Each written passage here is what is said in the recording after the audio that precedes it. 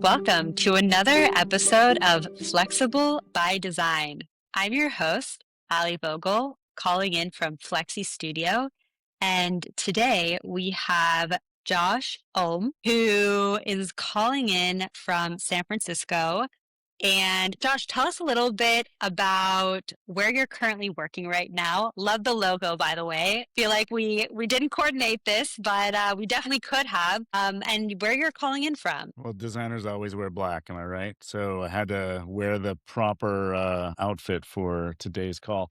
I'm calling from San Francisco, California. Our offices down in the financial district, working for VSCO these days. VSCO is a 14-year-old company that builds software and services for photographers. So for all the OG designers out there, and even some of the newcomers to the industry, a lot of Yeah. us know VSCO because VSCO has been a pillar within the arts and design community when it comes to photography, filters, all the things that we use to edit our content. And right now, we're seeing a huge shift in the industry with so much going on, especially with images. So, Josh, tell me a little bit about what's on your mind and what's happening at VSCO and just in your world right now. Yeah, I'd love to.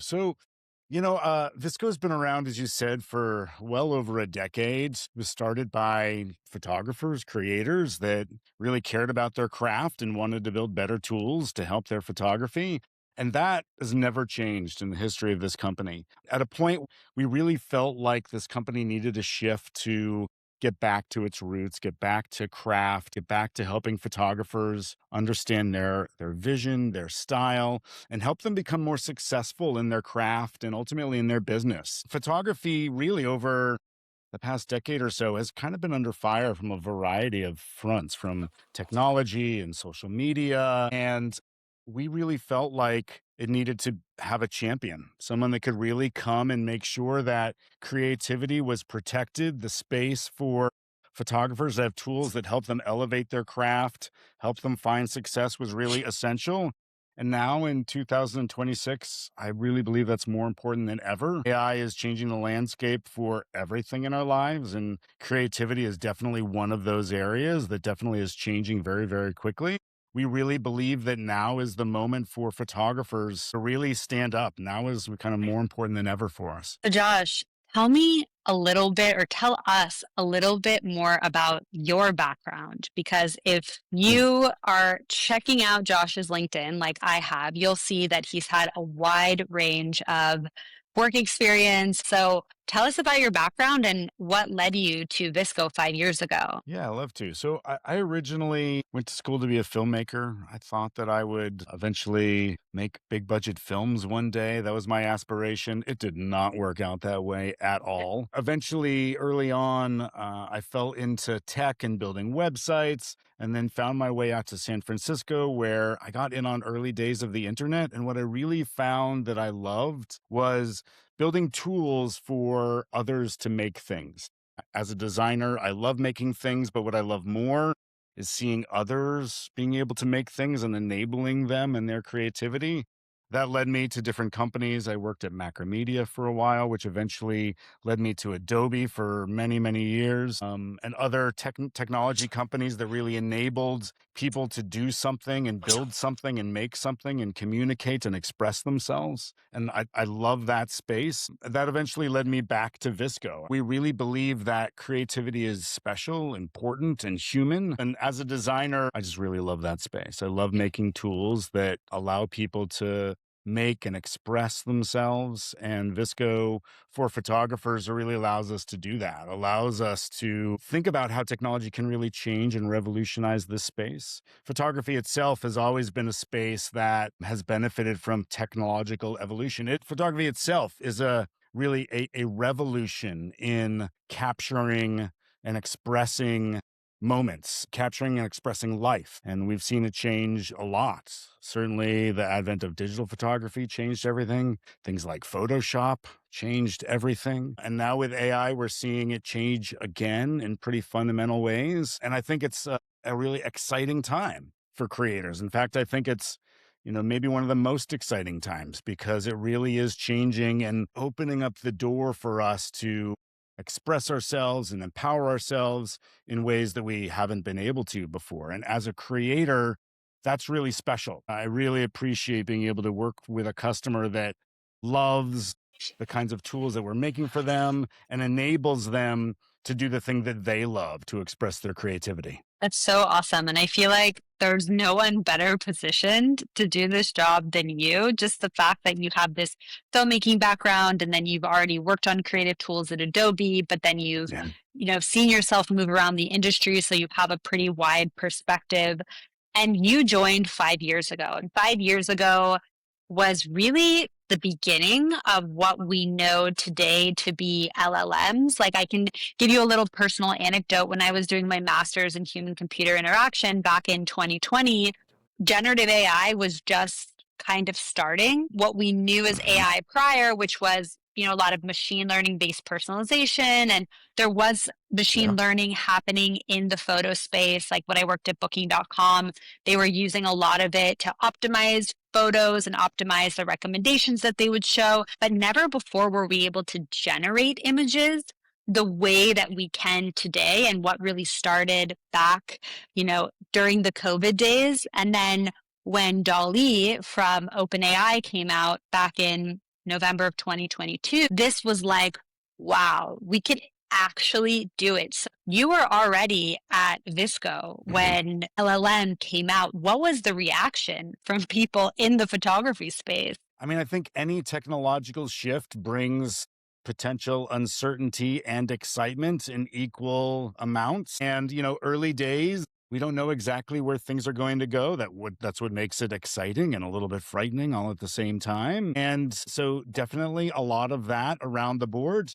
But again, I work in a space where technology is empowering. And so I could not be more excited about where things are at today. Certainly some things will be disrupted, are already being disrupted for sure. In fact, when I moved from filmmaking into the internet or onto the internet and started doing design there, I saw an opportunity to, because I was a filmmaker at the time, to just make films in a new way. And I was excited about that. I knew that that whole world of content development and creativity was going to change and wanted to be at the forefront of figuring out what that was. Not because I felt like the old world was going to be disadvantaged, but there were going to be new ways of interacting and telling stories. And I was excited about that.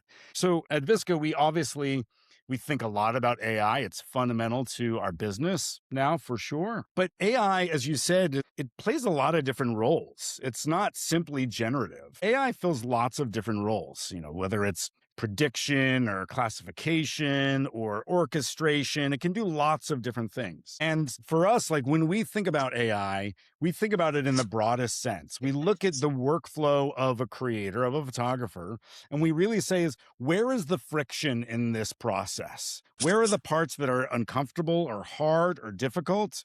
Where are the parts that are essential and wonderful? And how do we make sure we're using AI and applying it to the parts that are going to have the biggest impact and most value to this customer, to photographers?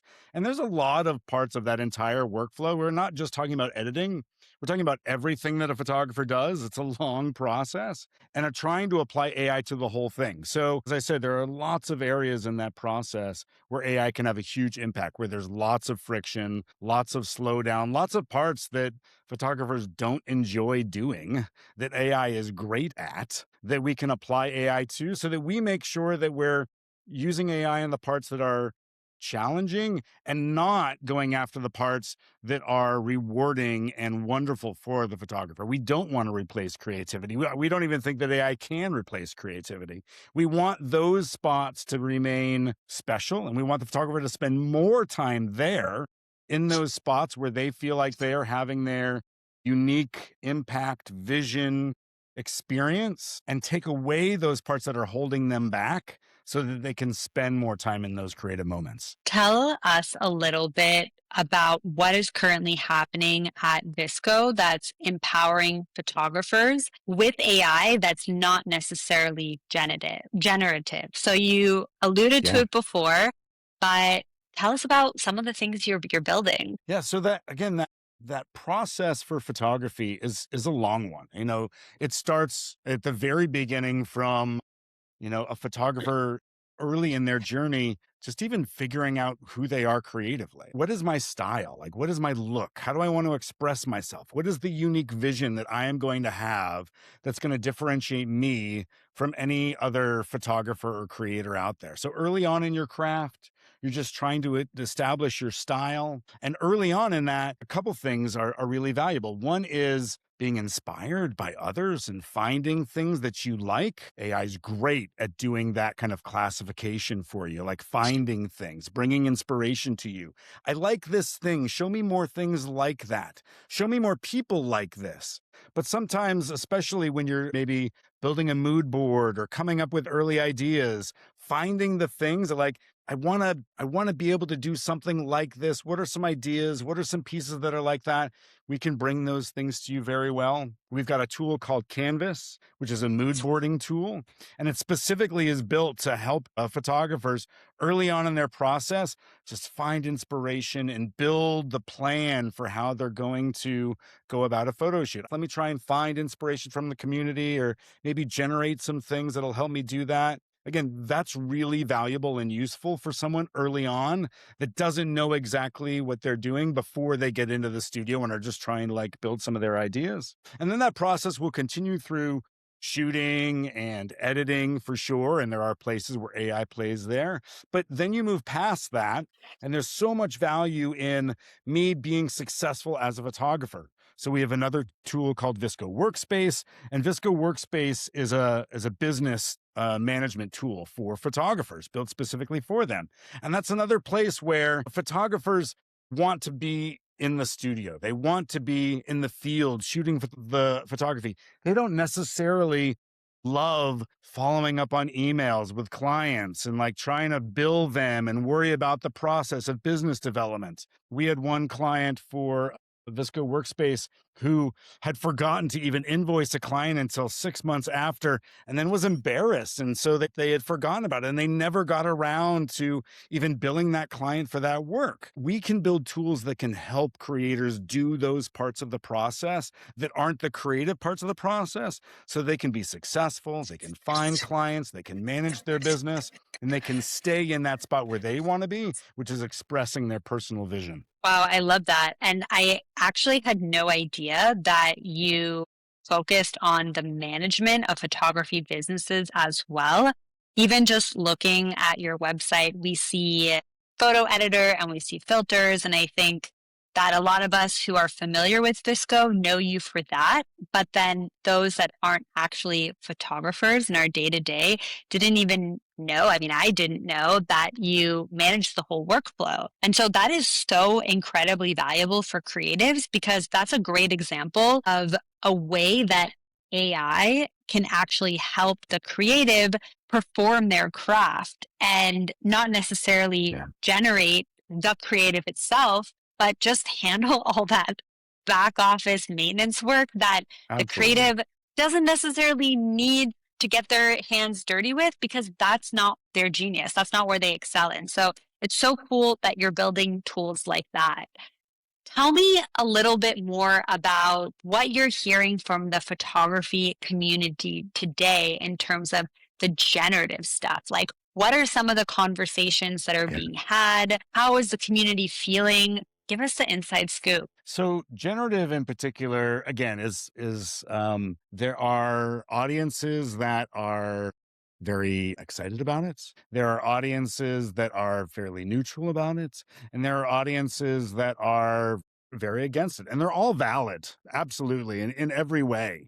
And we've always been doing generative in some way. I mean, even having worked at Adobe for years and worked specifically on Photoshop for a number of those years, also a controversial tool in that space. And we were going and rubber stamping parts of photographs and moving things around and sampling from other things. Like we've been doing that for decades now. And the fact that now we've got a larger data set to do that, and we can do it at much faster than we've ever been able to do it before at scale with incredible fidelity, is definitely a paradigm shift in the scale and speed at which we can retouch and edit. But when you talk to photographers about it, again, they fall into kind of those three general camps. Where I think we land as VSCO is we want to support you with however you want to express your creativity. We've got lots of purists on our platform. We've got presets and tools that allow you to keep your photography as authentic as possible. We want photography to be that for photographers that want that. But we also have photographers on our platform that really want to explore and see generative as a new way to express themselves. We certainly have photographers that, and where I think it's kind of really exciting to see photographers work in this way is the photographers that are really trying to blend those things. So we have photographers that are using their photography as their own source material in their generative work. They'll go in, they'll shoot their models, but then they'll go and put them in a different situation or dramatically change the lighting, for a client in order to express some kind of idea. We'll also see photographers that will maybe start with generative as an idea, but then use that as a way to go into the field to actually shoot the real photography for that. So like I'll figure it out in something like Canvas, be like, well, I think it should look like this, etc. And that will give them inspiration for how they'll go and set up their lighting and set up their models and do those things in the real world. So I think it's exciting to see the different ways that generative can be a part of the process. Mine is not to tell them how or what they should or shouldn't do. Mine is just to give them the opportunities so they can express their creativity and either stay true to the craft that they have been working on for years or experiment and go in new directions. We want our audience, our creators, to do wherever their creativity is going to lead. And I think the thing that's so interesting about that is my prediction, and I'm curious to hear what you're hearing from the community and what you and your team think about this. But we are going to see a whole new appreciation and emergence for things that are handcrafted and handmade. Yeah. And in the same way that physical, non-digital photography, so film photography, Yeah. has this novelty to it, and people will pay a premium. They will almost seek out artists that do that specifically. Yeah. It really is going to become this niche. And so, as amazing as generative is, it makes sense to have a real photo shoot. It makes sense to actually create and have this, hand done, even if it's done digitally. And so, I think we're going to start really seeing that split more than ever, where people are still going to be excited about generative, but the ones that can actually do the craft, there is going to be a very fine art to that, in the same way we saw with film photography, in the way we see with design and even just digital photography today. So curious, what are Yeah. the thoughts around that? Is that a conversation that people are having in your space? Tell us a little more. Yeah, I mean, completely agree that I think the uniqueness of something that is made by humans is going to become far more valuable maybe than it was before. And I think we are going to put more appreciation on that as generative becomes more commonplace. I mean, the thing about generative is that at least today, we all can still spot it. Like again, even the really, really good stuff, you can still mostly tell. We may get to a point where it is imperceptible to our human eyes, but at the moment, it works for some situations better than others. But the problem with generative fundamentally is that it doesn't have a perspective. It is the lowest common denominator from a creative standpoint. That's why it's not creative. It is basically sourcing off of everything, in which case it doesn't have a point of view. It is not unique. And so everything you are going to get ultimately will be built off of the same general data set. And so everything will basically be at a base level. And I worked with a fantastic designer that used to tell me, if everything is equal, then nothing is important. So, like, when you have this common denominator of AI, it's all going to be generic. It's all going to be the same. And so, what we will look for and what we already are looking for is an individual, a creator who has a specific point of view, who has a style, who comes with a specific vision, and that will really differentiate itself. And I think you can see it already in the work. You want that. What you get out of a creator versus out of AI is their experience, their point of view. It makes it special. They captured a moment. AI will never be able to sense when the light is perfectly right. They'll never be able to get that a perfect expression that is the emotion that was felt in the room at that time. And photography can do that. Photography is not just an image. You are able to capture emotion and moment and substance. And you feel that in an incredible photograph, you feel the emotion of that. That's what creativity is actually feeling the moment, actually literally feeling it in your body and being able to capture that. I can only mimic it. It doesn't actually feel that. And so we sense that. That's why we can get a sense of like, oh, that's not really real. It doesn't feel real because there isn't a real moment there. And we're going to crave that as humans. Where AI is looking for what is common, we as humans are looking for what's unique. And I think that is what ultimately differentiates the two outputs in the end. That's a really, really great perspective. And normally we start with the dark and we move to the light, but we started with the positive spin here. So I want to get a little bit into some of the fears and what keeps you up at night, especially with the changes that we're seeing in the industry today. Yeah, I mean, I definitely have always been a glass half full kind of person.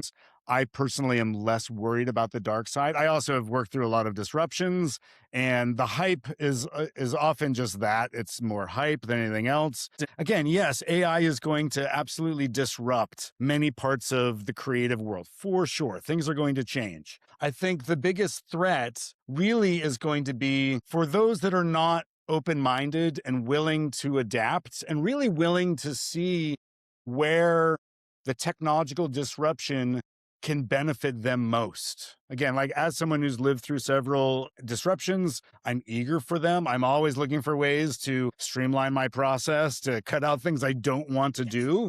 Like the one thing that I think we are fearful of is that AI is going to move us out of the process. But as we've brought AI into our company and really brought it into our, not only just the creative workflow of our customers, but into our business at VSCO, we've really seen that humans are absolutely essential. There is not a moment where a human has been fully replaced in our workspace. If anything, having a human in the loop is critical. Like I often think about AI in our workflow. I need to have a human go and look at it and make sure that this thing is correct in the end. This thing is actually done well and done good. And so, again, AI is very poor at differentiating whether something is quality or not. It's good at following a set of rules. It can do that very well. But even rules are things that aren't really good at defining what quality is, what emotional integrity is. And so we need humans to do that in this process for sure. If you can't discern what the good thing is at the end, you're not going to get good things out of it. You're just going to get a bunch of slop, a bunch of junk, and that's going to be junk back out in the end. So we play a really critical role in that. And I think that myth or that threat that design or photography or creativity is threatened, I think actually is not a real threat. It's something we have to be aware of and we have to be willing to adapt our processes so that we can be a part of this new way of working for sure, because that process of how we work is absolutely changing. But to be a designer right now, I think is incredibly exciting. You can move faster with more fidelity. You can get your ideas closer to reality than you ever have been able to before. And for any designer or photographer that's worried about their creativity being threatened, I would say get after it. The sooner you get into this and you learn these tools, the better you will be at being able to express yourself, express your creativity, and being further ahead of the rest of the audience that also is going after it right. I could not agree more. And a great example of exactly that I can give you is Yeah. a year ago, we were working on a website for a client and we wanted to create all of these custom illustrations in this very specific sketchy style, but the customer's timeline and budget didn't allow for it. So we hand created a couple and then we fed it to an LLM and got a series of output that we were able to use throughout the entire site. Yeah. And it worked really well. And the way that we were able to output this was so innovative at the time because, we still use illustrators. I mean, that is a very important skill set. And AI alone, Midjourney alone, cannot illustrate to the level or the fidelity that one would expect when working with us. But what we were able to do is scale it and scale it in a way that made Yes. sense for the client, that made sense for the creative process, for the designer to still stay true to the original work. And I think that this is something that in this past year, we've just seen more and more and more of. And that's what really excites me. So I'm curious to hear from you of all the things that you mentioned and all the evolution that you're seeing in real time because you're really at the forefront of it all. What would you say is the single technology or the single concept that's exciting you the most right now?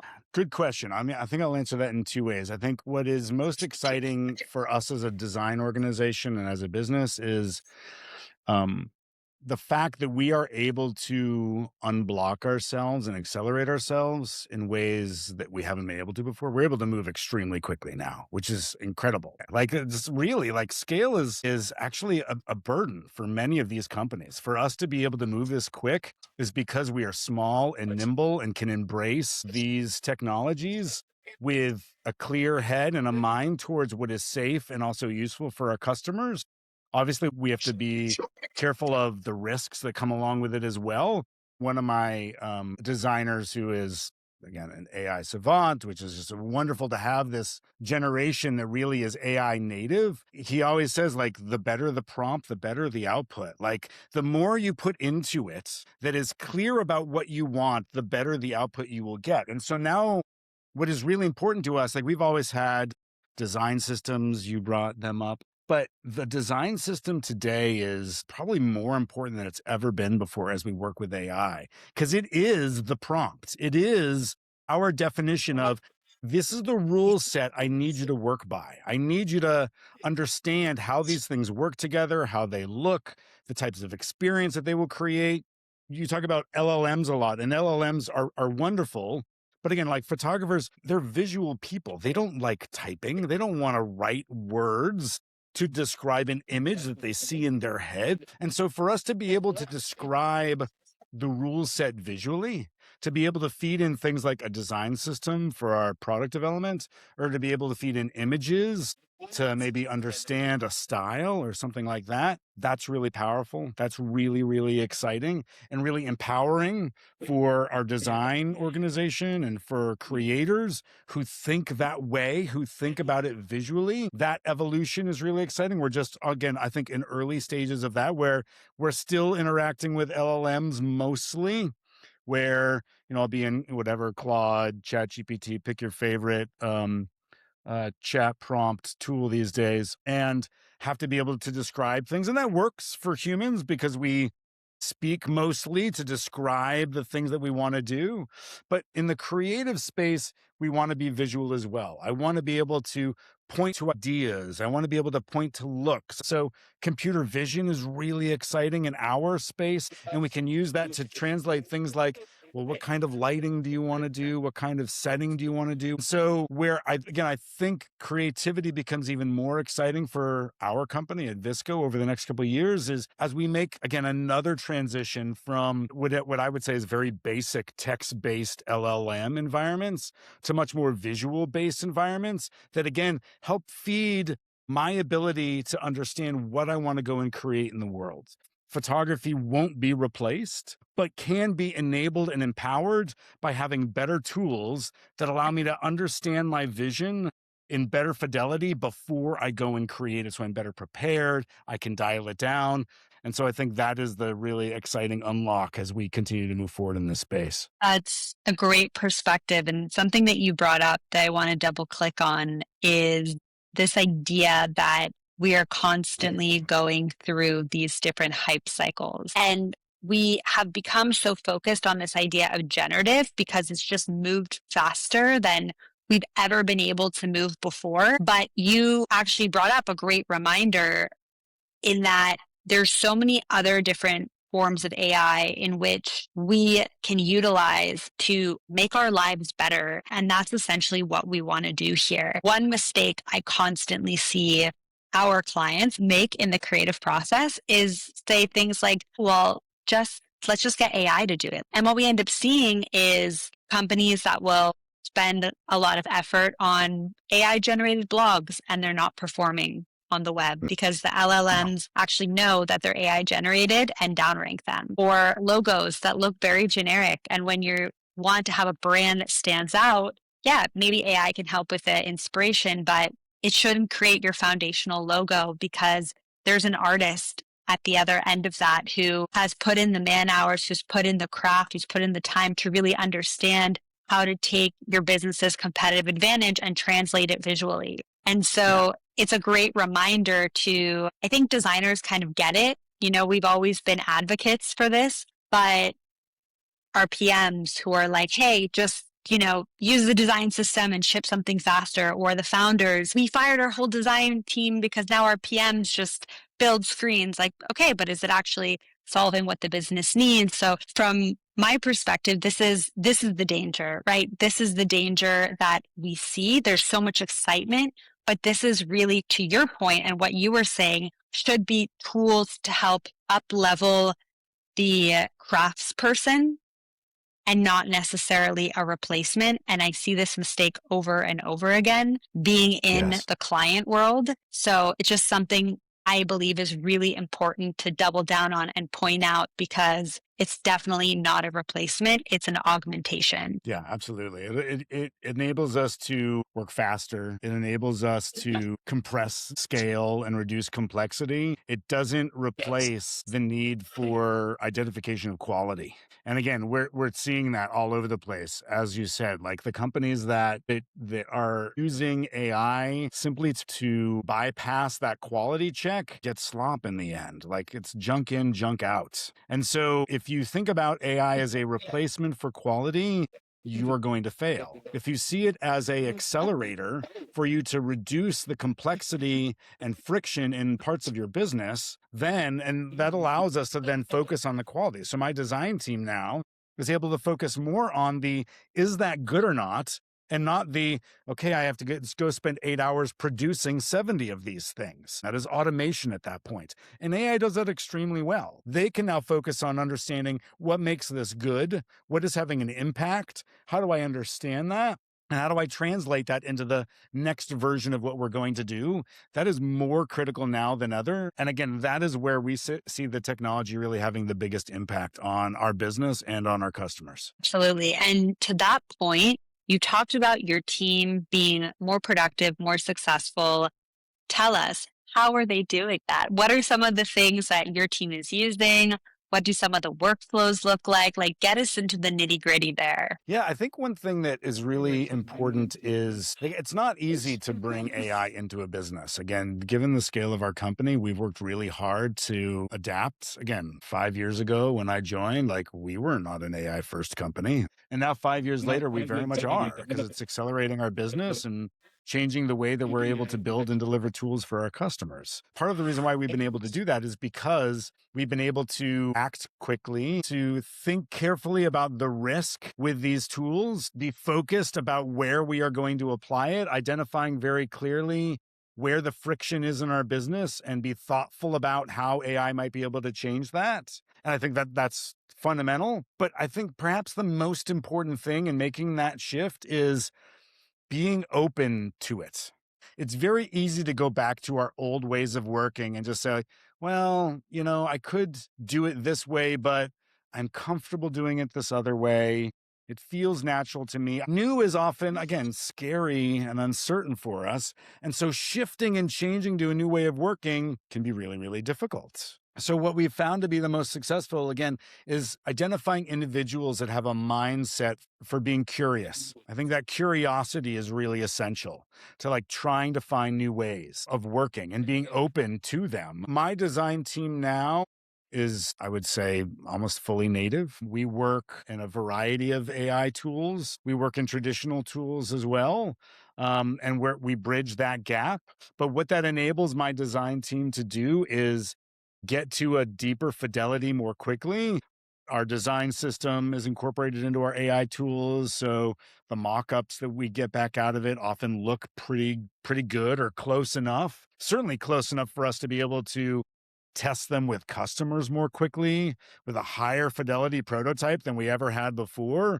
That enables my team to understand, are we actually solving customer problems much more quickly than we ever were before? And for my design team to be able to do that, instead of having to be blocked by needing engineers to maybe build a prototype, my designers can build something, reach out to a creator, get some immediate feedback, have them actually interact with it with their real content that maybe is personalized to them. Again, that's work that would be very, very difficult for us to do in the past with the speed at which we're able to work now. And that doesn't take away any of their creativity. It doesn't take away any of their responsibility to make sure that the quality is there. It doesn't take away any of their responsibility to make sure that engineering has what they need in order to adequately articulate that in the final code. None of that changes. It just speeds up their time to insight in a way that they never had before. And so, like, I am all for being able to get as quickly as possible to the right solution for our customers that has the quality that our customers demand, and enabling our design team with these tools allows them to do that more quickly. That's awesome to hear. So we have a lot of design leaders, product leaders, and founders that are tuning in to our podcast. If you had one message to share about leading a company through AI transformation, what is that message? We tried bringing AI into the company from the bottom up. We started by just saying, hey, these things are exciting. We don't want you to be afraid of them. Like, go and experiment, try these things, come back, tell us what's working, what's not. But again, generally, we found that people would go back to their old ways of working. And it wasn't until we really decided, no, this company has to change. Like, if we want to stay relevant, if we want to be able to move as fast as we need to, we really need the company to fundamentally operate this way. And this is not about an AI thing. You could apply this to any business transformation that needs to happen. And the only way they ever work is top down. Is for the business really to say, like, we believe in this. We think it's fundamental to our success, and we are going to operate that way. And to really give your business a sense of purpose and commitment that is going to drive that change through.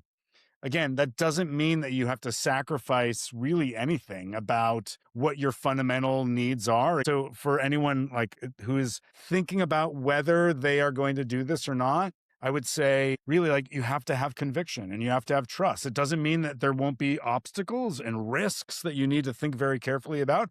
Any business transformation does have those things, but you really have to signal to your business and your customers, we believe that this is the best thing for all of us if we make this transition, and feel confident in doing that. I think the biggest transformations in any technological industry happen because the leaders had conviction about where they needed to go and saw and were honest and open about why they believed they were going that way. We at VSCO believe very confidently that we can maintain the integrity of our customers' creativity without any loss in fidelity and still embrace AI as a fundamental tool in our business. We don't think those two things are incompatible. We think they are essential for the future of our business. Our customers are also getting that same confidence and coming along that journey with us. Such a great message. And when it comes to hiring today, hiring for this skill set of technical, craft, AI native, what are some of the challenges that you're facing and some of the things that are top of mind that will allow you to overcome that? I mean, again, the skill sets are kind of fundamentally changing. I used to, we'd ask for any designer, like, are you familiar with Creative Suite? And are you using Figma? And like, you'd ask them what tools they are using. But ultimately, it still became about like craft and outcomes. Have you worked end to end on large complex solutions? Those kinds of requirements.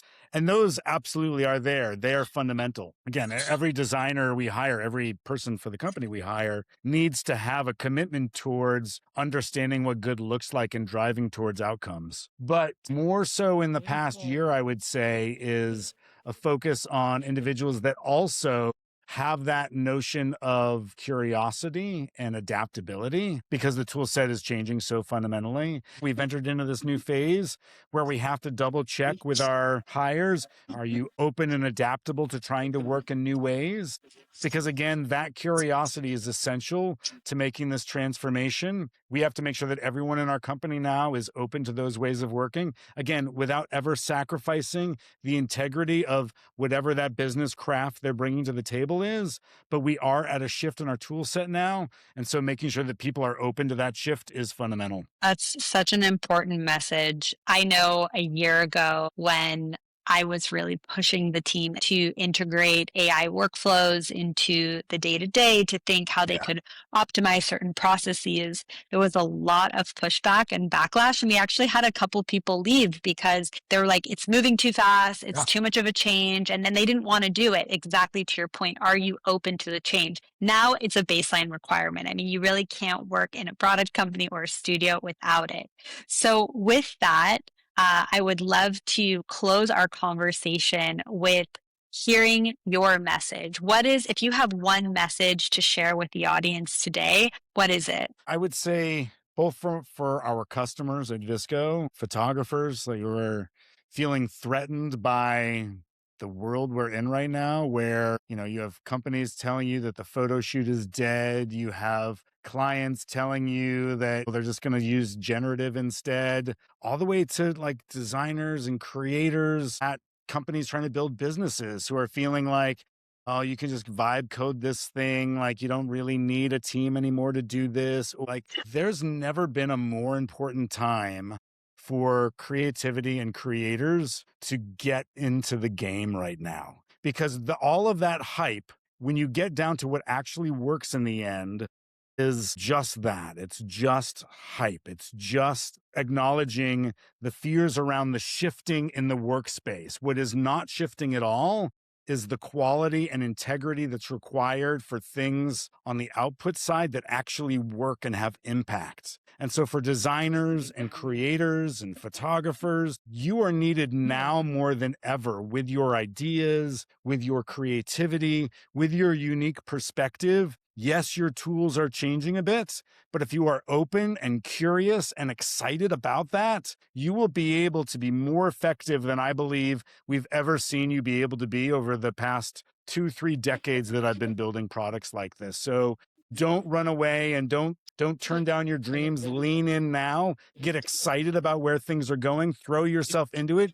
Go and learn some new tools, experiment in new ways, because you will find that those that bring their vision will be accelerated in this environment, and you'll find that you'll be more successful than you could have been before if you're open and curious about where things are going. You've heard it from Josh. Go out, run, be creative, try new things, experiment. Josh, if our listeners want to get in touch with you and connect with you, what is the best way for them to do that? Well, you can definitely come find us on VSCO, please. We've got a thriving community of millions and millions of photographers on VSCO. It's an incredible platform to go and interact with creators all over the place. I certainly am on VSCO. You can find me on my handle, Ulm3. You can meet me there and interact with us in our spaces and online. So please do that for sure. But please, like, find platforms like VSCO where you can express your creativity, find other creators, interact with them. That community is so essential. It's not just about the tools, it's about those human interactions. And so I hope to see more humans and creators online interacting and sharing their work. That's incredible. And Josh, will you be at Config this year in San Francisco? I personally won't be, but my team will be. So please come and find VSCO there for sure. And let's chat more about your creativity. This is Ali Vogel from Flexi Studio. I have had the pleasure of having Josh Ulm on the podcast today. If you're interested in the work that VSCO is doing, please check them out at visco.co. And you can find Josh in Spaces. Check out the cool creative projects he's working on. And we'll see you next time. Thanks so much for listening.